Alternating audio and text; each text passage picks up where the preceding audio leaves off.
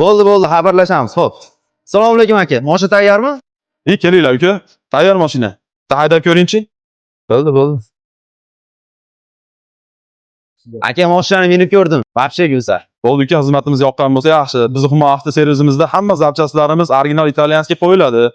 Shunga 1 yil garantiya beramiz. Boshqa avtoservislarga qaraganda narxlarimiz ham ancha arzon va sifatli bo'ladi uka.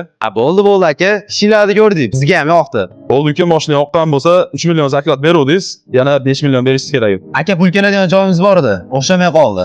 Erta tashlab ketsak bo'ladimi? Mashina bugunga zaril edi. Mayli uka, o'rtaga nimani qo'yib ketasizlar? Million tashlab ketsak bo'ladimi aka?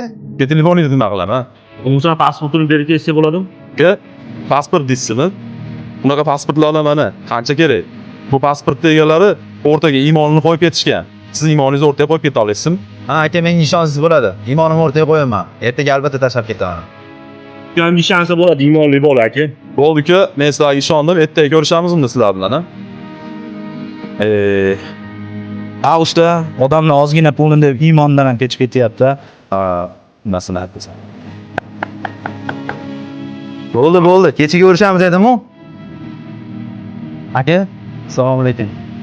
Men sizga hozir hammasini tushuntirib beraman. Ha uka, iymon 5 millionga sotilibdi-da. Ma, senga kerak bo'ladi. Aka, menga ishonsiz bo'ladi. Iymonimni o'rtaga qo'yaman. Ertaga albatta tashlab ketaman.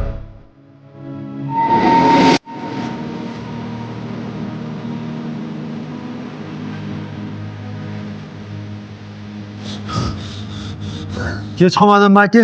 Keling uka. Siz bilan oldi berdimiz aka. Bo'ldi uka. Shuncha va'da berib ketganlar orasida gapini ushlab chiqqan bitta siz bo'ldingiz uka. Sog' bo'ling. Rahmat aka.